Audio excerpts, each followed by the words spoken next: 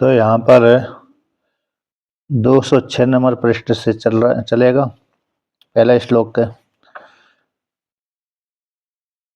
तो यहाँ पर वर्णन किया कि जो अर्जुन ने प्रश्न किया था कि कर्म और कर्मों के त्याग में कौन श्रेष्ठ है। जो श्रेष्ठ हो उसी के लिए आप निर्णय करके मेरे को लिए बतला दीजिए, उसको मैं अनुष्ठान करूँगा। इस प्रकार से तो ऐसा वर्णन कर दिया। तो ऐसा पूछने पर भगवान अर्जुन के द्वारा पूछने पर भगवान श्री कृष्ण उत्तर देंगे। और दूसरा है, भगवान ने वर्णन कर दिया था कि कर्मों का त्याग है, कर्मों की त्याग की अपेक्षा कर्म करना श्रेष्ठ कहलाता है। यानी यम नियम आदि व्यक्ति को बहुत कठिन लगते हैं।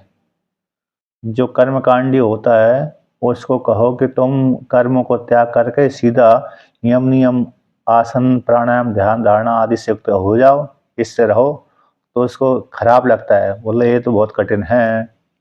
इसलिए इसकी अपेक्षा हम तो कर्म करना ठीक समझते हैं। कर्म हमारे लिए सरल पड़ता है और ये यम नियम आदि ये तो बहुत कठिन पड़ता है। कभी कभी समझ में नहीं लगता कि इसको उस ऐसे वाले व्यक्ति को कि मेरा भजन हो रहा है अथवा नहीं हो रहा है, ये भी शंका हो जाती है। नियम करने वाले को जो पूरा निष्ठा नहीं है तो उसको शंका हो जाती है मैंने कुछ किया है कि नहीं किया। तो इस प्रकार से और जिसने कर्म कर लिया थोड़ा तो कर्म कांड अच्छा कर लिया तो उसको शंका नहीं रहती कि मैंने कर्म नहीं किया है, उसको तो पूरा याद हो जाता है। लेकिन उपासना करने वाले को हो सकता है कभी कभी वो थोड़ी बहुत शंका हो जाए। तो उपासना कठिन होती है, यद्यपि लगता उसमें कुछ नहीं है। जिसमें कम लगता है, कुछ नहीं लगता, वो कठिनाई पूर्वक होती है, और जिसमें ज़्यादा लगता है वो सरलता पूर्वक हो जाती है। जैसे कर्म कांड में बहुत धन खर्च होता है, शरीर में चेष्टा आदि की जाती है, वो व्यक्ति कर लेगा। लेकिन जिसमें 1 रुपये का भी खर्चा नहीं है, ऐसी उपासना वो नहीं कर पाएगा व्यक्ति, है ना, मुश्किल हो जाता है उसको। तो इसलिए भगवान ने इसलिए कर्म कांड उसके लिए श्रेष्ठ है। ज्ञान त्याग की अपेक्षा, केवल त्याग की अपेक्षा कर्म कांड करना श्रेष्ठ है, ऐसा वर्णन किया था। अब भगवान अर्जुन कहते हैं, अर्जुन ने प्रश्न किया कि संन्यास और कर्मों के मध्य कर्मों के संन्यास और कर्म के सेवन की आप, क्योंकि आपने कर्म का भी प्रशंसा करी है और कर्म के त्याग की प्रशंसा करी है, इन दोनों के मध्य में कौन जो श्रेष्ठ है उसके लिए मेरे को निश्चय करके बतला दीजिए। तो भगवान भास्कर व्याख्यान करते हैं इसका। संन्यासम परित्यागम कर्मणाम शास्त्रीयाणाम अनुष्ठान विशेषाणाम संससि कते यसी इति एतत्। संन्यासम परित्यागम, इसका परित्याग के कर्मों का, कौन से कर्म कहते हैं, शास्त्रीय कर्मों, यानी जो अशास्त्रीय कर्म का तो त्याग करना ही चाहिए, किंतु जो शास्त्रीय कर्म उन कर्मों का भी त्याग है। यानी अनुष्ठान विशेष, जो अनुष्ठान विशेष हैं ऐसे शास्त्रीय कर्म उनका त्याग है। उनके त्याग की संससी इन कतयसी, उसके विषय में तुम आपने कहा है। कतयसी ये मध्यम पुरुष का एक वचन है तो तुमने कहा है, तो प्राय करके भगवान के विषय में तुम शब्द का प्रयोग कर देते हैं। कथयति न कहकर कथयसी, कथयसी कह दिया, तो इसलिए आपने कहा था। तो लेकिन अर्थ वही निकालते हैं कि आपने कहा था, तुमने कहा था, ऐसा ना निकाल करके आपने कहा था ऐसा। और जब कर्मों के शास्त्रीय कर्मों के त्याग की आपने प्रशंसा करी थी तो कहते हैं और उसी प्रकार से पुनर्योगम चा, उसी प्रकार से योग के विषय में आपने प्रशंसा करी थी, योग के विषय में आपने कहा था। पुनर्योगम चा, तो योग के विषय में आपने कहा था। तेसाम कर्मणाम, पुनर्योगम शब्द है नहीं, कर्म का अनुष्ठान सेवन, तेसाम अनुष्ठानम अवश्य कर्तव्यम, कर्तव्यत्वम संससी। इसलिए पुनः तेसाम उन कर्मों का, योग के विषय, योग पूर्व जो कर्म कांड है, निष्काम कर्म कांड, उनका भी अनुष्ठान अवश्य करना चाहिए, इस प्रकार से आपने कहा था। अतो इसी हेतु से मैं कत्र श्रेयो इति संशया किम कर्मानुष्ठानम श्रेयः किम वा तदहानम इति। तो इसलिए आपने कर्म शास्त्रीय कर्मों का त्याग का वर्णन किया था और शास्त्रीय कर्मों के सेवन करने का भी वर्णन कर दिया। इसलिए मेरे लिए मैं कतरत इन दोनों के मध्य में श्रेय है इसके विषय में संशय हो गया मेरे को, कौन श्रेष्ठ है। तो ये जो किम कर्मानुष्ठान कर्म का सेवन करना, कर्म का अनुष्ठान करना ये कल्याणकारी है, किम बा तद हानम उसका त्याग करना। हान तद धानम शब्द है तो हकार को देख हकार को धकार हो जाता है, तो तद धानम इन तद हानम, तो उसका त्याग करना श्रेष्ठ है। यानी कर्मों का सेवन करना श्रेष्ठ है, कल्याणकारी है, अथवा कर्मों का त्याग करना श्रेष्ठ है। तो मैं मेरे को संशय हो गई, इसलिए प्रशस्तरम च अनुष्ठेयम, और जो प्रशस्तर हो जो श्रेष्ठ हो दोनों के मध्य में वही अनुष्ठान करने के योग्य होता है, वही अनुष्ठान करना चाहिए। जो प्रशस्तर है ही नहीं है तो उसको सेवन करने की क्या आवश्यकता है। जिसमें अरे 1 रुपये का खर्चा लगे और आमदनी 4 आना होए, आमदनी कितनी होए 4 आना की होए, तो उसको नहीं करना चाहिए। 100 रुपये का खर्चा लग रहा है आ रहा है और 25 रुपये का अरे बस आमदनी हो रही है, तो ऐसे रोजगार को नहीं करना चाहिए, है ना। कौन से रोजगार करना, जहाँ पर 100 रुपये लगा तो 1000 रुपये निकल जाए नहीं, ऐसा तो अच्छा है। तो लेकिन यहाँ पर ऐसा नहीं करना चाहिए कि जिसमें अरे कर्म करें उसमें फल ज़्यादा न मिले। इसी प्रशस्तर जो हो श्रेष्ठ हो जिसमें ज़्यादा फायदा हो उसी को करना चाहिए। प्रशस्तरम चानुष्ठेयम, तो प्रशस्तर दोनों के मध्य में जो श्रेष्ठ हो, तरप प्रत्यय जो आता है दो के मध्य में एक को निर्धारण करने के लिए आता है, दोनों के मध्य में जो एक जो श्रेष्ठ है उसको उपदेश कर दीजिए। इसलिए कौन श्रेष्ठ है मेरे को लिए वर्णन कर दी। अतः यद श्रेय हो प्रशस्तरम, यद जो श्रेय है कल्याणकारी है किसमें, एतयो कर्म संन्यास कर्म अनुष्ठानयोर, यद अनुष्ठानात् श्रेयम श्रेयो अवाप्तिर मम स्यादिति मन्यसे तद एकम अन्यतरत सह एक पुरुष अनुष्ठेयत्व असंभवात् मे ब्रूहि सुनिश्चितम अभिप्रेतम तब इति।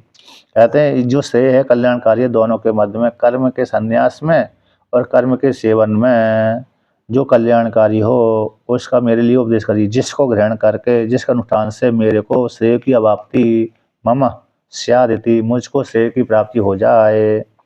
इति मन से, तुम जो मानते हो, तुम मन से जो तुम मानते हो यही कल्याणकारी है मेरे लिए, तुम्हारे लिए यही कल्याणकारी है, इसी को तुम करो। यदि तुम इस प्रकार से मानते हो तद एकम, क्योंकि तद एकम अन्य तरत इन दोनों के मध्य में जो श्रेष्ठ हो उसी के लिए उपदेश करिए। और सह एक पुरुष अनुष्ठेयत्व असंभवात, दोनों कर्म का त्याग और कर्म का सेवन एक पुरुष के साथ एक ही काल में संभव नहीं है। एक ही पुरुष के द्वारा एक ही काल में दोनों कर्म का त्याग करना और कर्म का सेवन करना संभव नहीं है। इसलिए संभव न होने के कारण मेरे लिए मुझको उपदेश कर दीजिए, सुनिश्चित निश्चय करके उपदेश कर दीजिए कि हे अर्जुन तुम्हारे लिए यही करने योग्य है ना। तब आपको जो अभिप्रेत है, चाहे आप कर्मों का त्याग के लिए संन्यास लेने के लिए उपदेश कर दीजिए कि तुम संन्यास ले लो, चाहे तुम कर्म का सेवन करो, उस बात का उपदेश कर दीजिए। कर्म और कर्म का त्याग परस्पर विरोध होने से, इसलिए दोनों में से एक जो आपको अभिप्रेत है स्वीकृत है उसी को मेरे लिए उपदेश कर दीजिए। ऐसा अर्जुन ने प्रश्न किया, कौन से, भगवान श्री कृष्ण से। भगवान श्री कृष्ण ने अर्जुन की वाणी को सुनकर के, प्रश्न को सुनकर कहते हैं, सो अभिप्रायम आचक्षाणो निर्णय, अपने अभिप्राय को कहते हुए, है ना, किसको, अपने अभिप्राय को, कर्म बंधन के हेतु होते हैं। यहाँ पर है वर्णन कर दिया था 2 नंबर टिप्पणी, प्रश्न को उत्थाप कर प्रतिवचन उत्थापयति, प्रश्न वचन को कह करके अब उत्तर को भी कहते हैं। यानी स्व के अभिप्राय को आचक्षण कहते हुए, अपने जो अभिप्राय को कहते हुए निर्णय करने के लिए यहाँ पर कहते हैं। कौन कहते हैं, भगवान। भगवान इस प्रकार से वर्णन करते हैं। तो इस प्रकार से प्राप्त हो जाने पर कहते हैं श्री भगवान वाचा। यहाँ पर टीका में आया निर्णय तद्वारण परस्य संशय निवृत्ति अर्थम। निर्णय मतलब निर्णय कर ली गई, यानी तद्वारण मतलब इस निर्णय के माध्यम से दूसरे के संशय की निवृत्ति के लिए, तद्वारा निर्णय के माध्यम से दूसरे के संशय की निवृत्ति हो जाएगी इस रीत से। अब उसी को और भी कहते हैं संन्यासः कर्मयोगश्च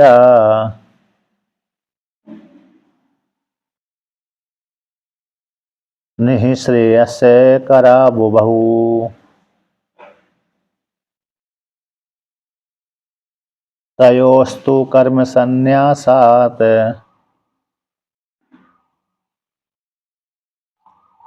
कर्मयोगो विशिष्यते। तो कहते हैं संन्यास और कर्मयोग। भगवान श्री कृष्ण कहते हैं कि हे पार्थ, हे अर्जुन, जो संन्यास है कर्म का त्याग ज्ञान पूर्वक है, और कर्मयोग निष्काम कर्मयोग है, ये दोनों ही कैसे निःश्रेयस को करने वाले हैं, मोक्ष की प्राप्ति में हेतु बनते हैं, मोक्ष को देने वाले हैं। उभौ इन दोनों, उभौ शब्द का अर्थ होता है दोनों, निःश्रेयस को करने वाले हैं। तयोस्तु इन दोनों के मध्य में कर्म का त्याग करना और कर्मयोग कर्म का सेवन करना है, इन दोनों के मध्य में कर्म संन्यास की अपेक्षा, कर्म संन्यासात कर्म के त्याग की अपेक्षा, केवल कर्म के त्याग की अपेक्षा कर्मयोगो विशिष्यते। कर्मयोग कैसे विशिष्ट होता है, श्रेष्ठ होता है, कल्याणकारी होता है, क्योंकि कर्मों के केवल ज्ञान से रहित केवल कर्मों के त्याग की अपेक्षा कर्म करना श्रेष्ठ कहलाता है। अब भगवान भास्कर इसका व्याख्यान करते हैं, इस श्लोक के तात्पर्य को निकालते हैं। क्या तात्पर्य इस श्लोक का? कहते हैं संन्यासम, यहाँ पर टीकाकार कहते हैं इस प्रकार से प्रश्न के प्राप्ति हो जाने पर, कौन से कर्म और कर्म के त्याग में कौन श्रेष्ठ है, ऐसे प्रश्न की प्राप्ति हो जाने पर कर्मयोग सुकर्य है, कर्मयोग करना सेवन करना सरल पड़ता है। तो पृष्ठस्थल में ऐसे अभिधान करने की इच्छा से भगवान प्रतिवचन क्यों उक्तवान, भगवान ने उत्तर दिया। भगवान ने क्या उत्तर दिया? इति आशंका को लेकर कहते हैं ऐसे संन्यासम, संन्यासः कर्मणां परित्यागः कर्मयोगस्य तेषां अनुष्ठानम् इति तौ उभौ अपि निःश्रेयस्करौ निःश्रेयसं मोक्षं कुर्वाते। ज्ञान उत्पत्ति हेतुत्वेन उभौ यद्यपि निःश्रेयस्करौ तथापि तयोस्तु निःश्रेयस हेतोः कर्म संन्यासात् केवलात् कर्मयोगो विशिष्यते इति कर्मयोगम स्तुतौ। यहाँ पर कहते हैं संन्यास यानी कर्मों का परित्याग, और कर्मयोग यानी कर्म तेसा उनका अनुष्ठान सेवन करना, ये दोनों ही तौ इन उभौ दोनों ही तो निःश्रेयस करऊ यानी कल्याण के हेतु बनते हैं, कल्याण करने वाले होते हैं। श्रेया प्रेया, वहाँ पर कठोपनिषद में दो वाक्य आते हैं, श्रेयश्च प्रेयश्च। श्रेयश्च यानी मोक्ष, प्रेयश्च यानी लौकिक उन्नति। इसलिए यहाँ पर जो कर्म का त्याग और कर्म है, संन्यास और कर्मयोग दोनों निःश्रेयस को हेतु बनते हैं। निःश्रेयस यहाँ पर कौन है? मोक्षम। निःश्रेयस का अर्थ हो गया मोक्ष। तो मोक्ष ये दोनों ही कर्म, निष्काम कर्म और कर्म ज्ञान से रहित कर्मों का त्याग करना, ये दोनों मोक्ष के हेतु बनते हैं। कैसे दोनों मोक्ष के हेतु बनते हैं? कहते इस प्रकार से मोक्ष के हेतु बनते हैं, दोनों मोक्ष को देते हैं कि ज्ञान उत्पत्ति हेतुत्वेन, ये दोनों ज्ञान की उत्पत्ति में कारण बनते हैं। ज्ञान की उत्पत्ति जब कर देते हैं, इस हेतु से ये मोक्ष को देने वाले होते हैं। कर्म कांड ज्ञान की उत्पत्ति में हेतु होता है, इसलिए मोक्ष का हेतु बन जाता है। केवल कर्म मोक्ष फल को नहीं देता, किंतु ज्ञान की उत्पत्ति के माध्यम से कर्म कांड मोक्ष फल को देते हैं इस परंपरा से, और सीधा सीधा नहीं देंगे। जैसे सीधा सीधा ज्ञान मोक्ष फल को देता है अज्ञान की निवृत्ति के द्वारा, अज्ञान की निवृत्ति कर दिया तो ज्ञान ने मोक्ष फल दे दिया। उसी प्रकार से कर्म भी अज्ञान की निवृत्ति कर दे और मोक्ष फल दे दे, ऐसा संभव नहीं है। तो कर्म क्या करता है? अरे अंतःकरण शुद्धि कराता है। अंतःकरण शुद्धि के माध्यम से ज्ञान प्राप्त हो जाता है। उस ज्ञान के द्वारा फिर मोक्ष फल की प्राप्ति, अज्ञान नहीं होती और तो मोक्ष फल की प्राप्ति हो जाती है, मोक्ष से अभिव्यक्त हो जाता है उसका। इस हेतु से, इस क्रम से, परंपरा से कर्म और ज्ञान दोनों मुक्ति के हेतु बनते हैं। परंपरा पूर्वक ज्ञान सीधा सीधा मुक्ति के हेतु बनता है और कर्म है कैसा है, परंपरा से मुक्ति का हेतु बनता है। अब तो इसलिए ज्ञान उत्पत्ति हेतु रूप से उभऊ, यद्यपि निःश्रेयस करऊ, यद्यपि दोनों ही कल्याणकारी है, मोक्ष को देने वाले हैं, तथापि फिर भी तयोस्तु, ये दोनों के मध्य में निःश्रेयस के हेतु, ये दोनों निःश्रेय के हेतु होने पर भी इन दोनों के मध्य में कर्म संन्यासात, केवल कर्म के त्याग करने से, ज्ञान से रहित केवल कर्म के त्याग करने से कर्मयोग विशिष्यते, कर्मयोग विशिष्ट कहलाता है, श्रेष्ठ कहलाता है, विशेषतर है। क्यों कर्मयोग, तो कहती क्योंकि व्यक्ति केवल कर्म का त्याग कर देगा तो फिर यदि सेवन ज्ञान पूर्वक नहीं किया, अनुष्ठान आदि सेवन नहीं किया, तो फिर निध्यासन आदि नहीं किया तो फिर मुश्किल हो जाती है। लेकिन कर्म करता रहेगा ईश्वर अर्पण बुद्धि से, तो ईश्वर अर्पण बुद्धि से कर्म करते करते करते करते उसके अंतःकरण शुद्धि हो जाएगी और ईश्वर उसको तो ददामि बुद्धि योगम, इस वाक्य के द्वारा बुद्धि योग दे देते हैं, तो फिर शीघ्र ज्ञान होकर के आत्मफल को प्राप्त कर लेता है इस प्रकार से। इसलिए ज्ञान सहायक कर्म संन्यास का कर्मयोग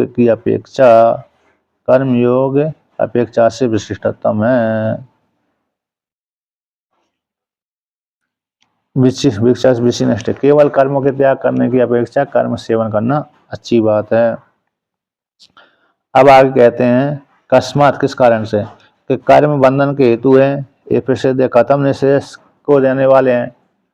प्रश्न कर दिया भाई कि कर्म तो बंधन के हेतु बनते हैं, ठीक है ना, क्योंकि कर्म करेगा व्यक्ति तो वो बंधन की प्राप्ति होती है। ऐसे हम मंदिर में गए, पूजा पाठ करी और हमने ये कामना कर दी कि मेरे को सुख की प्राप्ति हो, स्वर्ग लोक फल की प्राप्ति हो। अब इस स्वर्ग लोक फल की प्राप्ति के लिए कर्म कर दिया, पूजा पाठ कर दी, तो हमको फिर मर करके स्वर्ग ही जाना पड़ेगी। अब स्वर्ग से फिर पुण्य को चित हो जाने के पश्चात पुनः पृथ्वी लोक में जाएंगे, तो अगले जन्म के हेतु बन गए ना ये। लेकिन हम भाई मंदिर में गए, हम मंदिर में जाकर के कहा हे भगवान, जल चढ़ाया, पूजा कर दी शिव जी की और प्रार्थना कर दी हे भगवान मेरे को मोक्ष फल की प्राप्ति हो, तो ये कर्म फिर बंधन के हेतु नहीं बना। मेरे को सुख की प्राप्ति हो, ये ऐसा जल डाल करके कामना करके, पूजा करके ऐसी कामना करता है तो बंधन के हेतु होता है। और मेरे को मोक्ष की प्राप्ति हो, पूजा करके ऐसी प्रार्थना करता है तो फिर मोक्ष, ये बंधन का हेतु कर्म नहीं हुआ। तो एक ही कर्म में दो प्रकार के फल दे दिए उसने। यदि कामना पूर्वक वही कर्म किया तो बंधन के हेतु, यदि कामना से रहित होकर के वही कर्म किया तो मुक्ति का हेतु ये हो जाएगा ज्ञान की उत्पत्ति के माध्यम से। तो भाई तो यहाँ पर कहते हैं, अब आगे वर्णन करते हैं कि कस्मात, किस कारण से, तो कर्म बंधन के हेतु होते हैं। कैसे आपने निश्चय के हेतु वर्णन कर दिया। ऐसी प्राप्ति हो जाने पर तीसरे श्लोक का पाठ करते हैं। ज्ञेयः स नित्य सन्यासी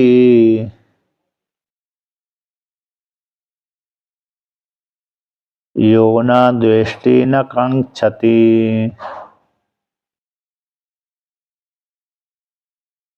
निर्द्वंद्वो हि महाभावो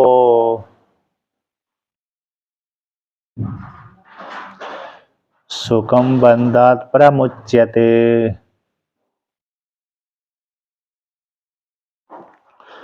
तो यहाँ पर कहते हैं ज्ञेय जानने योग्य, एक कृदंत प्रत्यय, कृत प्रत्यय, कृत आज्ञा अर्थ में, विधि अर्थ में, इन जानने योग्य है। आत्मा बारे दृष्टव्य, श्रोतव्यो मंतव्य निर्देशितव्य, इसमें जो तब्यत प्रत्यय है तो आत्मा बारे दृष्टव्य, तो जानने योग्य आत्मा, फिर नियम विधि लगा दिए, श्रवण करना चाहिए, मनन करना चाहिए, निध्यासन करना चाहिए। इस विधि से वहाँ पर नियम विधि आ जाती है।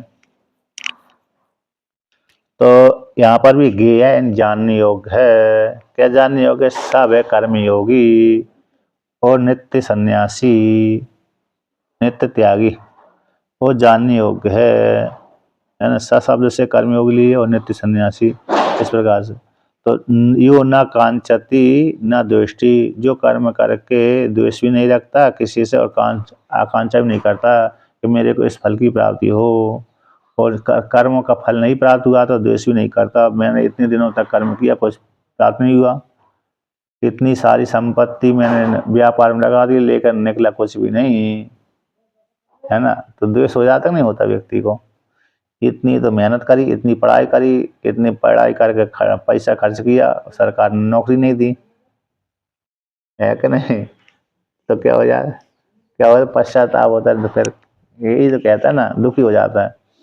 इतनी अच्छे अच्छे कॉलेज में जा कर के पढ़ाई करी, पर ट्यूशन लगाई, और ट्यूशन लगाने के पश्चात फिर भी कुछ फायदा नहीं हुआ, नौकरी आज नहीं मिली, तो व्यक्ति क्या हो जाता है, परेशान हो जाता है। एक मैंने पढ़ाई करी, तो एक मास्टर मेरे से बोला कि तुम ट्यूशन लगा लो मेरे यहाँ। तो मैंने कहा ट्यूशन क्यों? कि स्कूलों में पढ़ाई अच्छी नहीं होती, जबकि पढ़ाता वही था, स्कूल में वही पढ़ा रहा है, भाई ट्यूशन में वही पढ़ा रहा है, और ट्यूशन लगाने की और बोल रहा है ऊपर से, है कि नहीं। यदि आपको पढ़ाना है तो स्कूल में, विद्यालय में पढ़ा सकते हैं भाई, क्लास जो समझाना है कि नहीं भाई, तो आप वहीं कम घर में बुला करके पढ़ाओगे भाई विषय, वही विषय हमको अरे स्कूल में पढ़ाओगे, तो स्कूल में नहीं पढ़ाते वो, कहते ट्यूशन लगा लो, ट्यूशन लगाने से तुम अच्छी पढ़ाई कर लोगे, तो ऐसा बोलते हैं। चाहे तो पढ़ा सकते ना विद्यालय में, लेकिन नहीं पढ़ाते, वो विद्यालय में गप्पे लगा देते हैं।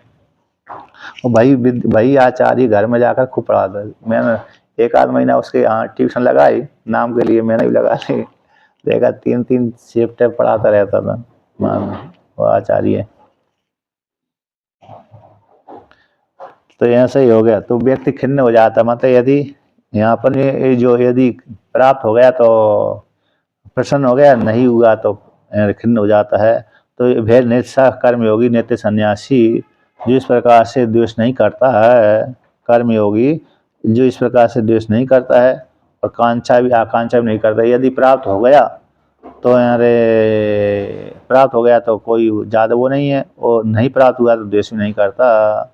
कर्म कर रहा है, करना कर्तव्य ऐसा जान करके कर्म करता रहता है, फल की कोई चाहना नहीं करता। आकांक्षा यानी कांक्षति का यानी चाहना, कांक्षा यानी चाहना होता है, कांक्षति चाहता है, इच्छा, उसके मन में कोई इच्छा भी नहीं है, और इच्छा पूर्ति नहीं हुई तो व्यक्ति को द्वेष हो जाता है, इसलिए द्वेष भी नहीं करता। ऐसा वो जानने योग्य नित्य सन्यासी योगी। निर्द्वंदो, द्वंद्व सुख दुख रूप जो द्वंद्व है उससे रहित है, होता है। हे महाबाहो, इस प्रकार हे महाबाहो वह निर्द्वंद्व से युक्त है। ऐसा जो व्यक्ति, ऐसा नित्य सन्यासी है, योगी है, सुखम बंधात प्रमुच्यते, जो सुख है, व्यक्ति कर्मों का त्याग कर देता है, कर्म का सेवन करते हैं, लेकिन आंतरिक सुख रहता है। अंतर मतलब अहंकार है, आंतरिक सुख है ना। एक व्यक्ति के मन में एक बंधन का हेतु सुख भी होता है, तो सूक्ष्म सुख है, तो सूक्ष्म सुख को छोड़ना बड़ा कठिन होता है। जैसे व्यक्ति त्याग तो करता है, अब त्याग करता है तो उसकी प्रशंसा लोगों ने बहुत कर दी, बहुत त्यागी हैं, त्यागी हैं। अब ये वस्त्र भी नहीं पहनते, बहुत से महात्मा वस्त्र नहीं पहनते, बहुत से पहनते हैं। ठंडी गर्मी में तो कोई समस्या नहीं है, लेकिन ठंडी में समस्या होती है। कहाँ समस्या होती है? ठंडी में। तो वहाँ पर भी उनकी प्रशंसा कर दे रही, महात्मा जी तो 12 महीना ठंडी में भी वस्त्र नहीं पहनते, कॉपी नाखिल धारण कर लेते हैं, ऊपर अधो वस्त्र तो पहन लेते हैं, ऊपर ही वस्त्र नहीं पहनते। अब उनकी प्रशंसा कर दी तो अब 4 बार हर 50-100 व्यक्ति ने प्रशंसा कर दी। अब यदि पहनते हैं तो उनकी प्रशंसा फीकी पड़ती है, पहनते हैं तो प्रशंसा उनकी क्या पड़ती है? फीकी पड़ती है। तो वो ठंडी सहन कर लेंगे लेकिन प्रशंसा नहीं छोड़ पाएंगे। महिलाओं के विषय में भी ऐसा ही है।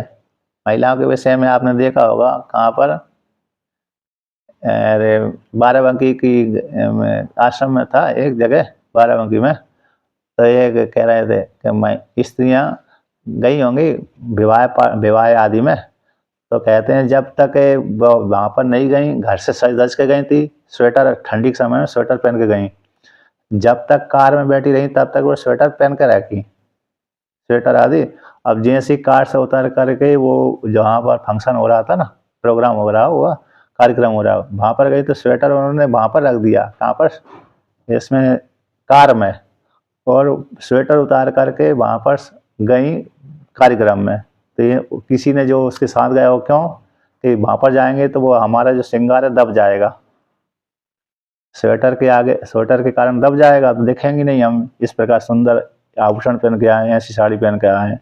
तो ठंडी मरा, वो ठंडी तो उन्होंने सहन कर लिया, लेकिन वो आंतरिक जो सुख था, आंतरिक सुख हुआ ना ये कि हम सुंदर देखें, हम इतनी सज धज करके आए, हमको कोई दूसरा देखे सज धज के आए, तो वो उनका आंतरिक सुख उन्होंने त्यागा नहीं।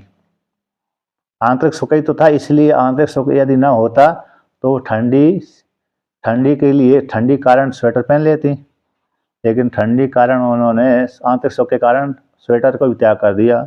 तो यहाँ पर यही वर्णन आया है कि जो आंतरिक सुख है बंधन का हेतु बोलते हैं, ऐसे सुख को से भी मुक्त हो जाता है। सूक्ष्म सुख, इसको छोड़ना बड़ा कठिन होता है। सूक्ष्म वासना, सूक्ष्म सुख का अर्थ होगा सूक्ष्म वासना, यानी बाहर की वासना, जो मोटी मोटी वासना व्यक्ति त्याग कर देता है, लेकिन आंतरिक जो वासना होती है तो वो मुश्किल हो पाता है। तो इसलिए हे महाबाबू, सुख से भी, सुखरूप जो सुख को भी त्याग कर देता, सुखरूप जो बंधन का हेतु है उसको भी त्याग कर देता है, उसको उससे भी मुक्त हो जाता है। अब भगवान भास्कर इसका व्याख्यान करते हैं।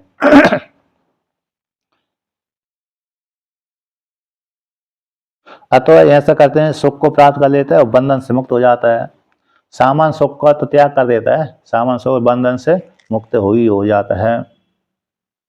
तो भगवान भास्कर इसका व्याख्यान करते हैं, ज्ञेयोयन ज्ञातव्य स कर्मयोगी नित्य संन्यासी इति यो न द्वेष्टि किंचित न कांक्षति दुख सुखे तत्साधने च एवं विधो यह कर्मणि वर्तमानोपि स नित्य संन्यासी इति ज्ञातव्य इति अर्थ। ज्ञेयोयन ज्ञातव्य, जानने योग्य है, सब कर्मयोगी। कर्मयोगी भी, कर्मयोगी शब्द का अर्थ लिया जाता है ईश्वर अर्पण बुद्धि से किए जाने वाला कर्म, यानी ईश्वर अर्पण बुद्धि से कर्म कर रहा है उसी कर्मयोग कहेंगे। जो ईश्वर अर्पण बुद्धि से नहीं कर रहा है, यानी हम जो कर्म कर रहे हैं और कर्म का फल हमने ईश्वर के चरणों में अर्पण कर दिया, चाहे हम राम की उपासना कर रहे हों, चाहे हम कृष्ण की उपासना कर रहे हों, चाहे हम शिव जी की उपासना कर रहे हों, चाहे हम देवी की उपासना कर रहे हों, जो भी हमने संध्या पूजा पाठ आदि करी उसका फल भगवान के चरणों में अर्पण कर दिया। आत्मा तुम गिरिजा मति सहचरा प्राणा शरीरम गृहम पूजा ते विश्व भोग रचना निद्रा समाधि स्थिति संचार पदयो प्रदक्षिण विधि स्त्रोत्राणि सर्वागिरो यद यद यद कर्म करोमि तत् तत् तत् अखिलम शंभो तब आराधनम इत्यादि वाक्य के माध्यम से वो आपकी आराधना चल रही और आपकी आराधना का जो फल प्राप्त हुआ वो सारी आराधना का फल आपके चरणों में अर्पण है। मन के द्वारा, वाणी के द्वारा और काया के द्वारा जो कर्म किए थे उस कर्मों का फल जो हमको प्राप्त हुआ उस कर्मों का फल आपके श्री चरणों में अर्पण हो, इस प्रकार से। तो ऐसे जो कर्मयोगी, वो नित्य सन्यासी, जो नित्य सन्यासी है जिसने त्याग कर दिया है ज्ञान पूर्वक, कहते यो न द्वेष्टि, यह द्वेष नहीं करता, न किंचित कांक्षति, या कुछ कामना भी नहीं करता, चाहता भी नहीं है। तो सुख दुख को भी, सुख और दुख से, अरे सुख को चाहता नहीं है और दुख से द्वेष नहीं करता। सुख दुख की प्राप्ति के जो साधन है, सुख दुख की प्राप्ति के जो साधन है, सुख की प्राप्ति के भी साधन कौन हो गया, ये हो गए सुख की प्राप्ति साधन कर्म कांड हो गया, है ना।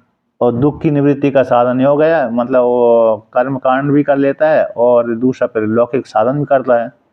दुख की निवृत्ति के लिए, जैसे रोग हो गया व्यक्ति के, तो रोग के हो गया तो दुख ही है, और रोग की निवृत्ति के लिए वैद्य के पास में जाता है, वैद्य उसके पास में जाकर वैद्य उसको औषधि दे देता है, तो औषधि के सेवन करती है उसकी जो बीमारी थी वो निवृत्त हो जाती है। उसी प्रकार से जो हमारे जीवन में शरीर संबंधी कष्ट तो नहीं आ रहे हैं तो व्यक्ति परेशान करता रहता है। सभी शरीर संबंधी कष्ट तो नहीं है, लेकिन व्यक्ति कभी कभी व्यक्ति अनायास ही दूसरे व्यक्ति चिढ़ जाते हैं, वो परेशान करते रहते हैं, नहीं करते रहते हैं। तो ये तो व्यक्ति दुखी, इन कर्मों से दुखी हो जाता है, इस कारण दुखी हो जाता है। तो ऐसे दुख को हटाने के लिए वो पूजा पाठ आदि करता है। तो कभी कभी व्यक्ति के पूजा का पाठ करने पर भी दुख नहीं हटते और कभी कभी हट जाते हैं, ज़्यादातर तो हटते ही हैं। ऐसे बहुत ही कम होता है कि पूजा पाठ करने से दुख ना हटते हों, बहुत ही कम होता है। तो उनके प्रारब्ध कर्म ज़्यादा बलवान ऐसे थे कि इतनी सी पूजा पाठ से उनके कष्ट नहीं हटेंगे, इतनी सी, इन कम से ज़्यादा पूजा पाठ करने से उनके कष्ट दूर होंगे। तो वे यदि पूजा पाठ किया कष्ट दूर नहीं हुए तो कहते ये नहीं करना चाहिए, हमने इतना भजन पूजन किया फिर भी कष्ट नहीं हुआ। ऐसे बहुत से व्यक्ति होते ना, आपने कभी देखा होगा, जब तक भजन पूजन नहीं करते थे, मंदिर आदि में नहीं जाते थे, तब तक उनको कष्ट नहीं प्राप्त हुआ। कहते जब से हमने इनसे मंदिर में जाने लगे तभी से हमको कष्ट प्राप्त होने लगा। बोलते कि नहीं बोलते, आपने सुना होगा। तो फिर नहीं बोलते थे। आप भली ना बोल रहे होंगे लेकिन पहले बोल देते थे।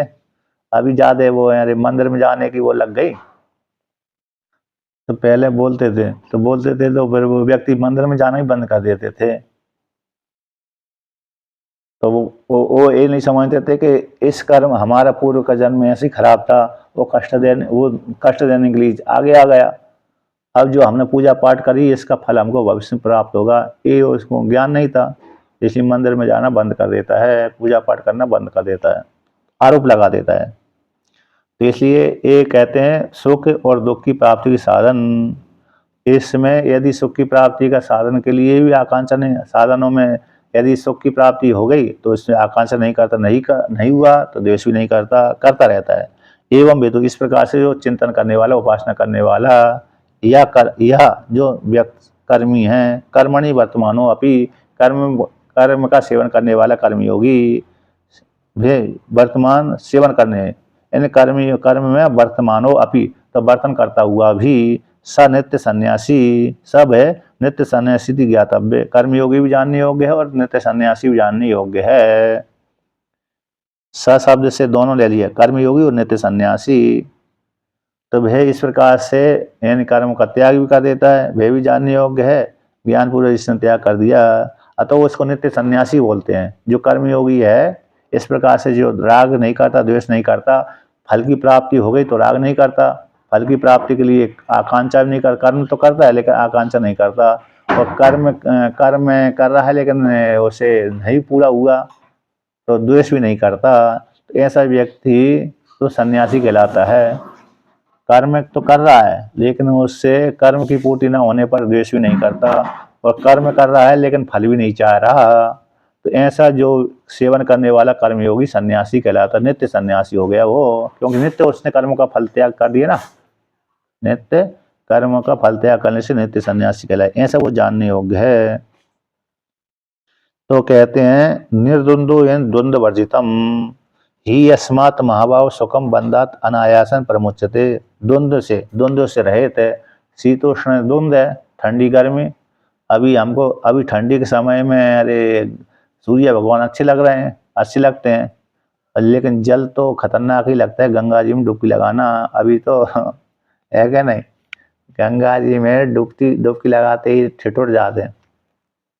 यदि सुबह सुबह लगा दिया तो, और सूर्य भगवान के निकले हुए अच्छे हैं तब तो समस्या नहीं होती ज़्यादा, लेकिन सूर्य भगवान भी नहीं है आसपास, सुबह सुबह ठंडी शीत लहर भी चल रही है तो हालत ख़राब हो जाती है। यदि आसपास में आग ना हो, डुबकी लगा लो तो मुश्किल हो जाती है। यानी जवानों के लिए तो नहीं होगा लेकिन बूढ़ों के लिए तो हो जाएगा। कभी कभी तो व्यक्ति जो कल्पवास करते हैं ना उनके लिए समस्या होती है। कल्पवास करने वाले जो महिला स्त्रियां होती हैं वो वृद्ध होती हैं ज़्यादातर, तो वो क्या करती हैं, ठंडी तापती भी नहीं है, बहुत सी ताप लेती हैं, लेकिन कभी कभी 1-1 किलोमीटर उनको चलना पड़ती है, 1-1 किलोमीटर दूर। सभी को गंगा किनारे नहीं मिलता जगह, किसी को 1 किलोमीटर दूर मिल गया, किसी को 2 किलोमीटर दूर मिल गया गंगा जी से, लेकिन गंगा जी में स्नान करना अनिवार्य है उनको। अब वो स्नान भी कर लिया और फिर चलते चलते कभी कभी ठिठुर जाते हैं, तो उनको बड़ा कष्ट होता है। ज्यादा तपस्या तो ये कल्पवास करने वाले ही करते हैं। जो कार्तिक नहीं, माघ मेला, माघ के कार्तिक में तो ठंडी नहीं पड़ती इतनी, माघ में जो ठंडी पड़ती है वो, तो इसलिए जितनी ज्यादा तपस्या ये कल्पवास करने वाले करते हैं उतनी तपस्या और दूसरे नहीं करते। हाँ, लेकिन इनका तप गंगा सेवन तो करते हैं, भजन पूजन ये कम करते हैं, लेकिन कम करते हैं फिर इनके रिश्तेदार आ जाते हैं तो वो रिश्तेदारों को इसको बना खिलाओ, उसको बना खिलाओ, इसमें भी ये लग जाते हैं। आए थे तपस्या करने के लिए, लेकिन कहते हैं हमारे पिताजी कल्पवास कर रहे हैं, चलो वहां पर घूमने चलते हैं, तो रिश्तेदार उनके आ जाते हैं, तो उनकी सेवा के लिए भी लग जाते हैं। लेकिन गंगा स्नान अच्छे करते हैं, गंगा स्नान पूजा पाठ थोड़ी बहुत और सत्संग खूब सुनते रहते हैं, अच्छा है इनका, सबसे ज्यादा तपस्या इनकी रहती है। अब कहते हैं कि कहते हैं जो निर्द्वंद द्वंद हो गया, शीतोष्ण इसको से रहित हो जाता है। ही अस्मा, जिस कारण हे महाभाव सुकम, जो बंधन के हेतु है, सूक्ष्म शोक है उसके बंधन के हेतु, उस बंधन से अनायासन प्रमुच्यते, अनायासी कैसे व्यक्ति मुक्त हो जाता है। अब आगे कहते हैं इसको, यहाँ पर कर्मणो अपि राग द्वेष भावेन संन्यासित्वम ज्ञातमुचितम, कर्मी का भी राग द्वेष के भाव से तो संन्यासित्वम जानने के लिए योग्य है। राग द्वेष से युक्त होगा तो गलत हो गया, राग द्वेष से अभावेन, राग द्वेष के अभाव होने से संन्यासित्व जानने के योग्य है, सन्यासी कहलाता है वो। राग द्वेष रहित अनायासन बंद प्रध्वंस सिद्धेर युक्तम तस्य संन्यासत्वम, ऐसे सन्यासी का, कर्मयोगी जो सन्यासी बन गया, कहते यहाँ पर टीकाकार कहते हैं राग द्वेष रहित, जो कर्मी राग द्वेष से रहित है, 208 नंबर पृष्ठ पे ऊपर से तीसरी पंक्ति टीका की, राग द्वेष रहित, राग द्वेष से रहित जो कर्मी है, कर्मयोगी है, वो अनायासन, अनायास बिना प्रयास के, अनायास का अर्थ बिना प्रयास के, ज्यादा प्रयास नहीं करना पड़ती, ऐसे बंद प्रध्वंस सिद्धि, तो बंद जो था उसके प्रध्वंस की सिद्धि हो जाती है, प्रध्वंस हो जाता है, नष्ट हो जाता है, तो युक्तम, इसलिए उसका कर्मयोगी सन्यासी कहना ठीक ही है। तो वो जो कर्मों का फल त्याग कर देता है, ईश्वर अर्पण बुद्धि से कर्म करता है, वो भी नित्य सन्यासी कहलाता है। ऐसा जो कर्मयोगी है, ईश्वर अर्पण बुद्धि से कर्म करने वाला, और यदि फल प्राप्त हो गया तो भी आकांक्षा नहीं करता ज्यादा आगे, और नहीं हुआ तो अरे दोष नहीं करता, ऐसा करने वाला व्यक्ति नित्य सन्यासी कहलाता है।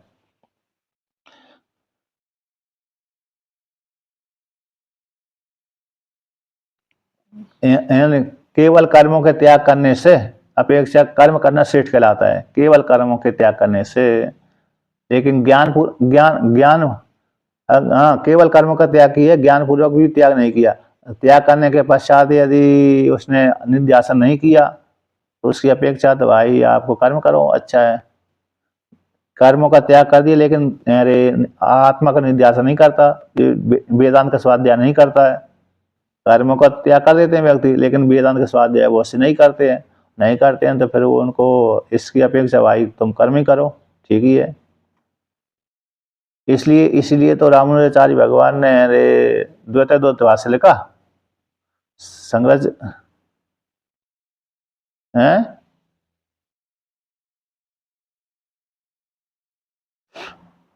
वो त्यागी है, वो त्यागी कहलाते हैं। तो जैसे रामानुजाचार्य भगवान ने देखा कि शंकराचार्य भगवान तो चले गए, त्याग करके चले गए, अद्वैत का प्रचार करके चले गए, और वो अद्वैत का प्रचार उनको गलत दृष्टि में ले गए, जो उसको पढ़ने वाले, तो उपासना करना बंद कर दिया, केवल कर्म का त्याग कर दिया, लेकिन निध्यासन नहीं किया उन्होंने। तो देखा कि ये तो शंकर भाष्य का गलत प्रचार हो रहा है, गलत है, फायदा उठा रहे हैं, गलत फायदा उठा रहे हैं। आप तो उपासना करना बंद कर दिया, बस अरे लिंग लिंग संन्यास तो हो गया, लेकिन उपासना करना बंद कर दिया और निध्यासन की योग्यता नहीं थी तो निध्यासन किया नहीं। तो रामानुचारी भगवान आए तो उन्होंने द्वैताद्वैतभास कर दिया। तो द्वैताद्वैतभास कर दिया तो फिर डर गए कुछ। हाँ, विशिष्टाद्वैत का तो विशिष्ट में ही तो विशिष्ट भेद हो गया, विशिष्ट का अर्थ हो तो भेद हो जाता है। अच्छा मध्वाचार्य चलो विशिष्टाद्वैत कर दिया तो विशिष्ट अद्वैत है, तो विशिष्ट में भेद हो गया उसमें। तो भेद हो गया तो फिर जो अनुयायी जो डरते नहीं थे वो डरने लगे कि जीव जीव ही रहेगा, ईश्वर ईश्वर ही रहेगा। तो फिर भजन पूजन करने लगे, तो इसलिए उनके पढ़ करके फिर भजन करते हैं। अब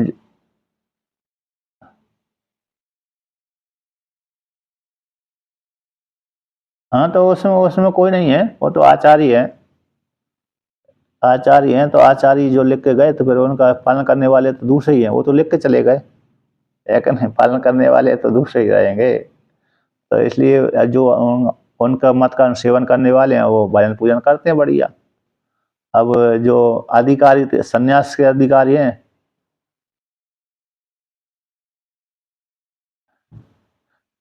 वो नहीं कट्टरपंथी तो हैं, मतलब हाँ उस मतलब वो भजन पूजन करते हैं, उसके जिसके भी भजन पूजन करेंगे उसकी भजन पूजन करेंगे। अब सभी को भजन पूजन करें तो फिर अद्वैत में नहीं चले जाएंगे, वो फिर इस्लाम में नहीं आ जाएंगे, है कि नहीं। वो इस्लाम वाले आ जाएंगे, वो इस्लाम वाले नहीं रहेंगे।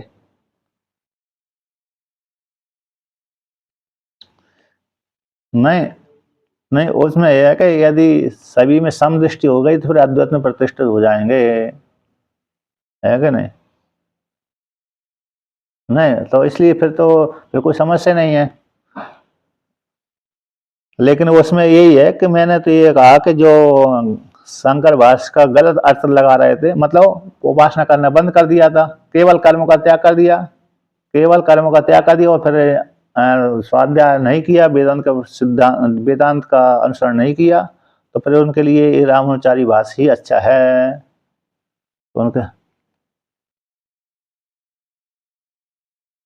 मतलब केवल केवल कर्म का त्याग है, केवल कर्म का त्याग की अपेक्षा कर्म करना श्रेष्ठ कहलाता है।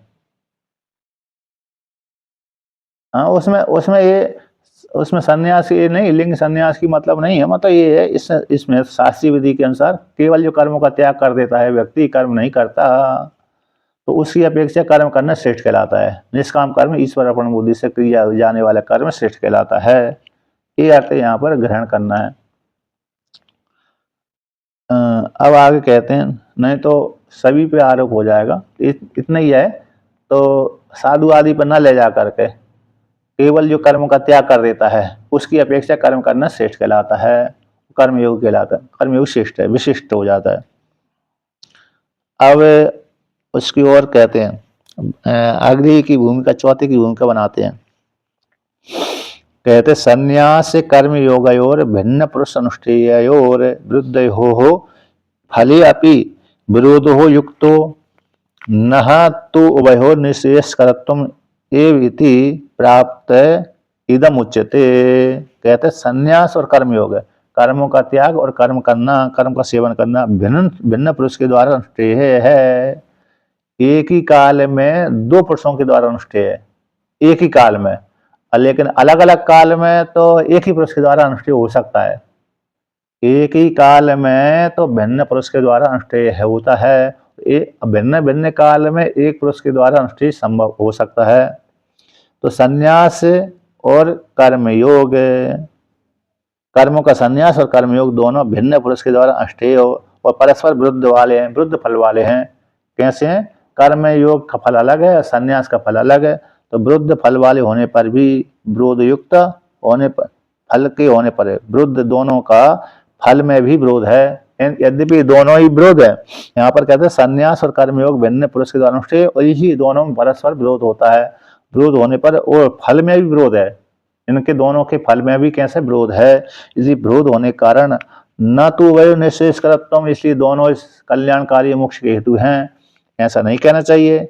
एविति प्राप्ति, ऐसी प्राप्ति हो जाने पर इदम उच्यते। पूर्व पक्षी का कहना है भाई, कर्मों का त्याग करना और कर्म का सेवन करना ये दोनों अलग अलग पुरुषों के द्वारा सेवन करने के योग्य, क्योंकि दोनों में झगड़ा होता है और दोनों का है ना, एक कर्म का त्याग कर रहा है, एक कर्म का सेवन कर रहा है। तो भिन्न पुरुष के द्वारा सेवन करने से किया जा सकता है, किंतु एक पुरुष के द्वारा सेवन नहीं किया जा सकता एक ही काल में। और दूसरी बात यह है कि इनका ये कर्म करना और कर्म का त्याग करना ये परस्पर विरोधाभास वाले हैं, विरोध होता है इन दोनों में। इनके फल में भी विरोध है, इनका जो फल है इनका फल भी अलग अलग है।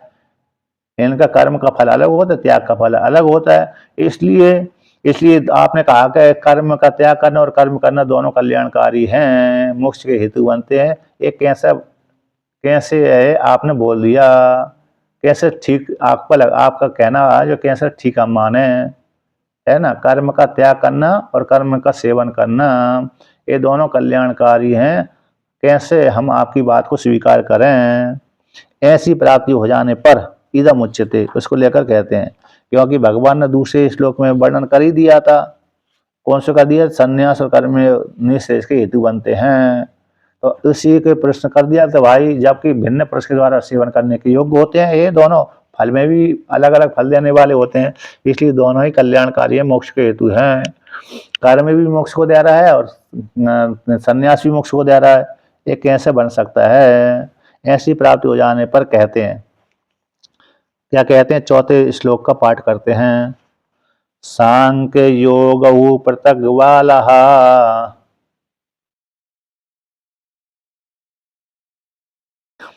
प्रवदन्ति न पंडितः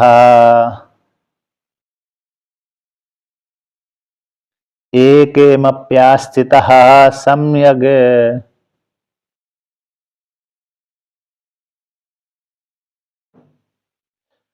उभयोर्विन्दते फलम्।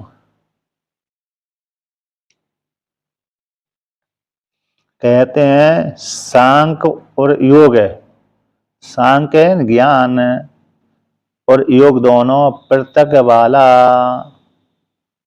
वाला यानी पृथक फल वाले हैं, ऐसा वर्णन करते हैं। कौन करते हैं? सामान्य ज्ञानी, न पंडिता, जो पंडित होते हैं वो इस प्रकार से कथन नहीं करते। सांख्य अलग फल वाला है, योग अलग फल वाला है, ऐसा सामान्य ज्ञानी कथन करते हैं। किंतु जो विशिष्ट वेदांती है ना, विशिष्ट हैं, श्रेष्ठ हैं, वो न पंडित है। जो पंडित हैं और सामान्य ज्ञानी और विशिष्ट ज्ञानी, दो प्रकार ज्ञानी का अर्थ कर दिया। तो जो विशिष्ट होते हैं वो पृथक इसका फल नहीं वर्णन करते हैं। पृथक वाला शब्द का अर्थ पृथक फल वाले हैं, ऐसा सामान्य लोग तो कथन करते हैं, किंतु पंडित जो विशिष्ट पंडित हैं, ज्ञानी हैं, वो नहीं करते। तो क्यों नहीं करते? तो भगवान कहते हैं जो जैसे मैं पृथक फल का वर्णन नहीं करता, दोनों एक ही फल वाले हैं। तो कैसे? उस कहते हैं एकम अपि आश्रिता, चाहे सांख्य में व्यक्ति स्थित हो जाए, चाहे योग में व्यक्ति स्थित हो जाए, चाहे व्यक्ति सांख्य में स्थित हो जाए, चाहे योग में स्थित हो जाए, इन दोनों में से एक को जिसने ग्रहण कर लिया तो सम्यक रूप से एक में स्थित हो गया, तो इस प्रकार से दोनों का फल प्राप्त कर लेता है। एक में स्थित होने वाला व्यक्ति दोनों के फल को प्राप्त कर लेता है। दोनों का फल मोक्ष ही है। एक फल कौन? दोनों का फल कौन है? मोक्ष है। निष्काम कर्म करेगा ईश्वर अर्पण बुद्धि से तो वो भी मोक्ष फल को देगा, और जो ज्ञान से युक्त होकर के त्याग करेगा, निध्यासन करेगा सांख्य शब्द वाच्य ज्ञान से युक्त होकर के, तो वो कर्म का त्याग इसने कर लिया ज्ञान पूर्वक और निध्यासन किया, ज्ञान प्राप्त कर लिया, तो ऐसा व्यक्ति भी मोक्ष फल को प्राप्त करता है। चाहे ज्ञान में स्थित होकर कर्मों का त्याग कर दे, ज्ञान पूर्वक कर्मों का त्याग करके ज्ञान पूर्वक ज्ञानी है, तो इस प्रकार ज्ञान पूर्वक कर्मों का त्याग कर दिया, फिर निध्यासन भी करता है, निध्यासन के माध्यम ज्ञान हो गया, तो ज्ञान कर दिया, ज्ञान के द्वारा फिर उसको मोक्ष फल की प्राप्ति होगी। तो कर्मों का त्याग है, ज्ञान पूर्वक कर्मों का त्याग और निध्यासन के माध्यम से ज्ञान की प्राप्ति, तो इसको भी मोक्ष फल की प्राप्ति होती है, इससे तो होती है। और दूसरा जो कर्म करेगा ईश्वर अर्पण बुद्धि से, तो ईश्वर अर्पण बुद्धि से किए जाने वाला कर्म है दधामी बुद्धि योगम, इस वाक्य के माध्यम से ईश्वर क्या दे देगा? उसको बुद्धि योग दे देगा, ज्ञान की प्राप्ति करा देगा। तो ज्ञान की प्राप्ति करा देने से मोक्ष फल की प्राप्ति हो गई। चाहे कर्मों का त्याग करे, शास्त्रीय विधि से कर्म का त्याग करने से मोक्ष फल की प्राप्ति होती है, इन ज्ञान की प्राप्ति, और शास्त्रीय विधि से कर्म का सेवन भी मोक्ष फल को देता है। इसलिए एक साधन की प्राप्ति हो जाने पर दोनों की प्राप्ति हो जाती है, और दोनों का फल कौन है? एक ही है। तो जो सामान्य विद्वान है वो तो अलग अलग फल, सांख्य और योग का फल अलग अलग वर्णन करते हैं, किंतु पंडित जो लोग होते हैं वो अलग अलग फल का वर्णन करते, अलग अलग फल का वर्णन नहीं करते। न पंडिता शब्द के साथ ना का अन्वय कर देते हैं। पंडित लोग पृथक पृथक फल का वर्णन नहीं करते, किंतु सांग और सामान्य ज्ञानी, सामान्य जो विद्वान होते हैं लौकिक है ना, वो पृथक पृथक फल का वर्णन करते हैं। इसलिए एक में स्थित होने पर दोनों के फल की प्राप्ति कर लेता है व्यक्ति। उभयो बिंदते फलम, उभय फलम बिंदते, तो दोनों की फल की प्राप्ति, दोनों का फल कौन है? एक ही है, मोक्ष। तो दोनों का मोक्ष, एक को एक त्याग पूर्वक सीधा ज्ञान हो जाता है, एक को कर्म पूर्वक ज्ञान होगा, और ज्ञान का फल मोक्ष ही है। इस प्रकार से वर्णन किया। एक में थोड़ा ज्यादा लगेगा, लेकिन दोनों का एक में जिस किसी एक को पकड़ लिया तो एक को पकड़ने से दोनों का फल एक ही है, दोनों का फल एक, क्योंकि भगवान निष्काम कर्म करने से भी मोक्ष फल की प्राप्ति होती है अंतःकरण शुद्धि के माध्यम से, और जिसको ज्ञान हो गया उसको मोक्ष फल की प्राप्ति होना ही है। एक में यही हो गया। एक ने पूर्व जन्म के कर्म अच्छे थे, उसको एक शीघ्र ज्ञान हो गया, कर्म का शीघ्र से त्याग कर दिया, त्याग करके ज्ञान की प्राप्ति हो गई। और एक अभी पूर्व जन्म के संस्कार कमजोर थे, इसलिए कर्म सेवन करता है, निष्काम कर्म करता है, ईश्वर अर्पण बुद्धि से कर्म करता है, और फिर उसको भी शीघ्र ज्ञान हो जाता है। नहीं, व्यक्ति जन्म जन्मांतरों से कर्म करता आ रहा है, इसलिए व्यक्ति को कर्म करना श्रेष्ठ लगता है, सरल पड़ जाता है। अभी आपने योग वासिष्ठ सुना होगा, तो योग वासिष्ठ में भी यही वाक्य आया है कि एक व्यक्ति योग के द्वारा मोक्ष फल की प्राप्ति करते हैं, एक व्यक्ति ज्ञान के द्वारा मोक्ष फल की प्राप्ति करते हैं। दो साधन है मोक्ष की प्राप्ति के साधन, एक योग है, एक ज्ञान है। किसी को योग सरल पड़ता है, किसी को ज्ञान सरल पड़ता है। वहां पर योग वशिष्ठ में आया है, पंचदशी में वो प्रश्न उठाया था। पंचदशी में एक टीकाकार ने, अच्युत राय मोडक ने वो श्लोक उद्धृत किया है। अच्युत राय मोडक, टीका निकलती है, लखनऊ से निकलती है ना, लखनऊ से भारतीय, मैंने वहीं से ली थी, मतलब एक से मंगा ली थी लखनऊ से, तो उसमें टीका में आया था, अच्युत राय मोडक टीका है। पंचदशी रामकृष्ण टीका भी है, अच्युत राय मोडक भी है, दोनों टीका है एक पुस्तक में। पंच संस्कृत ही है पूरी, हिंदी का नाम नहीं। तो उसमें वो योग वशिष्ठ, हाँ, तो उसमें अच्युत राय मोडक ने वो श्लोक उठाया था योग वशिष्ठ का। तो उसमें आया है कि योग वशिष्ठ भगवान कहते हैं, योग वशिष्ठकार यानी भगवान वशिष्ठ कहते हैं राम जी से, राम और भगवान कृष्ण, राम जी को वशिष्ठ का संवाद है, राम जी का और विश्वामित्र मुनि का, और वशिष्ठ भगवान का। विश्वामित्र मुनि का तो संक्षेप से थोड़ा सा संवाद दिया, थोड़ा सा शुरू में भूमिका दे दिया, लेकिन विस्तार पूर्वक वशिष्ठ भगवान ने ही वर्णन किया। तो उसी में आया है कि कोई व्यक्ति योग को सरल मानता है, कोई व्यक्ति ज्ञान को सरल मानता है, तो दोनों से मोक्ष फल की प्राप्ति होती है। उसी प्रकार से यहाँ पर भी है, तो एक में स्थित हो जाए, कोई ज्ञान के द्वारा मोक्ष फल कर लेता है, कोई कर्म के द्वारा मोक्ष फल को प्राप्त कर लेता है। एक में एक साधन में स्थित हो जाने पर दोनों का फल एक ही प्राप्त कर लेता है, दोनों का फल प्राप्त कर लेता है, दोनों का फल मोक्ष ही है। इस प्रकार से यहाँ पर फल में कोई विरोध नहीं है, मतलब दोनों का फल में कोई विरोध। पूर्व पक्षी ने कहा था कि जैसे कर्म का त्याग में और कर्म का सेवन में विरोध है, उसी प्रकार से कर्म के फल में और कर्म के त्याग के फल में विरोध होता है, ऐसा पूर्व पक्षी ने प्रश्न किया था। तो कहते ना, उनके फल में कर्म के त्याग के फल में और कर्म के सेवन करने के फल में, कर्मों का सेवन करना, कर्म अनुष्ठान करना, उसका जो फल प्राप्त होगा, और कर्मों का त्याग करना, उसका जो फल प्राप्त होगा, उस फल में कोई विरोध नहीं है, ऐसा भगवान ने कह दिया। एक में स्थित हो जाने पर दोनों का फल एक, जो मोक्ष है, उस मोक्ष फल की प्राप्ति कर लेता है।